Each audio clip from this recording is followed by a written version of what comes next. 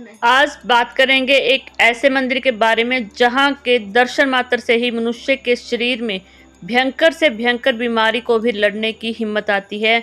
जी हां, एक ऐसा मंदिर जिसके प्रांगण में स्थापित कुंड में अगर मनुष्य स्नान कर लेता है तो उसके शरीर में हर एक बीमारी इस तरह से गायब होती है कि आप देख के ही हैरान हो जाओगे।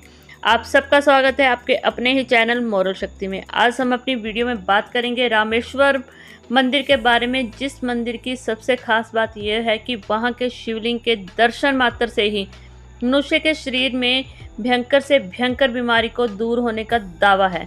जी हाँ, महादेव के आशीर्वाद से वहाँ के कुंड के पानी में इतना आशीर्वाद है, इतना गुणकारी पानी है कि एक बार छूने मात्र से ही जितने भी तरह से मनुष्य के शरीर में बीमारी है, कुष्ठ रोग हैं, उस पानी को हाथ लगाने से, स्नान करने से ही मनुष्य अपनी बीमारियों से दूर हो जाता है। बात करते हैं इस शिवलिंग के रहस्य के बारे में। इस मंदिर की खास बात यह है कि यहाँ शिवलिंग का अभिषेक गंगा जल से किया जाता है। जी हाँ, गंगा जल से अभिषेक किया जाता है और इसके लिए विशेष तौर पर उत्तराखंड से गंगा जल यहाँ पर लाया जाता है।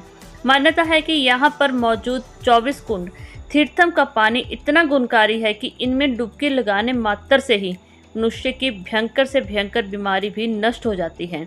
जी हाँ, इस कुंड के रहस्य के विषय में कोई भी नहीं जानता। आखिर इस कुंड का पानी इतना गुणकारी क्यों है और यह कुंड कब से स्थापित है, इस बारे में कोई खास जानकारी प्राप्त नहीं है।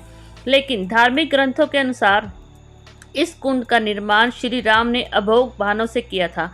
अमोघ बाणों से निर्माण होने के साथ साथ ही इस कुंड के पानी में कुछ ऐसे गुण पाए जाते हैं जो मनुष्य को शारीरिक कष्ट से दूर करते हैं। पौराणिक कथा के अनुसार मान के चलें तो लंका विजय के समय श्री राम ने ब्राह्मण हत्या की थी। जी हाँ, श्री राम ने रावण को मारा था और उनके ऊपर ब्राह्मण हत्या का पाप लगा था। क्योंकि रावण एक ब्राह्मण था, इसलिए ब्राह्मण हत्या को का बहुत ज़्यादा बुरा माना जाता है। हिंदू धर्म के अनुसार ब्राह्मण हत्या के समान कोई पाप नहीं होता।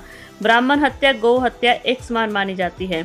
क्योंकि रावण ब्राह्मण था और इस पाप से मुक्त होने के लिए श्री राम ने ऋषियों से परामर्श किया और ऋषियों ने श्री राम को ब्राह्मण हत्या से मुक्ति पाने के लिए शिवलिंग की स्थापना करने का आदेश दिया। उन्होंने श्री राम को कहा अगर वो शिवलिंग की स्थापना करते और उनका अभिषेक करते हैं तो वो इस पाप से मुक्ति पाने में सफल हो जाएंगे। श्री राम ने यह पाप से मुक्ति पाने के लिए दक्षिण तट पर बालू से शिवलिंग बनाकर उसका अभिषेक किया। और एक और मान्यता के अनुसार मान के चलें तो लंका से लौटते वक्त श्री राम ने दक्षिण भारत के समुद्र तट पर रुके थे। ब्राह्मण हत्या से मुक्ति पाने के लिए उन्होंने हनुमान जी को पर्वत से शिवलिंग लाने के लिए कहा था।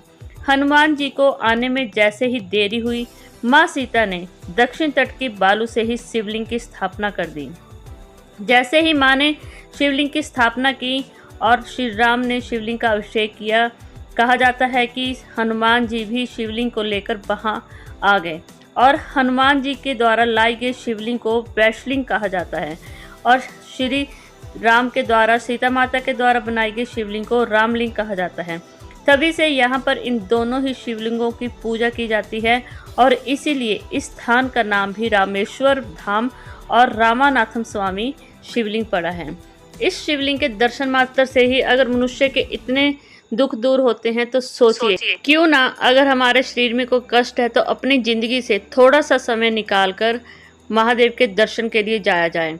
अगर आप में से कोई श्री रामेश्वर धाम के दर्शन कर चुका है तो प्लीज़ कमेंट में अपने अनुभव अवश्य शेयर करें। अगर आपको ये धार्मिक जानकारियाँ अच्छी लगती हैं और आप चैनल पे नए हैं तो प्लीज़ मेरे चैनल को करें सब्सक्राइब, वीडियो करें लाइक और जितना ज़्यादा हो सके उतना ज़्यादा शेयर करें।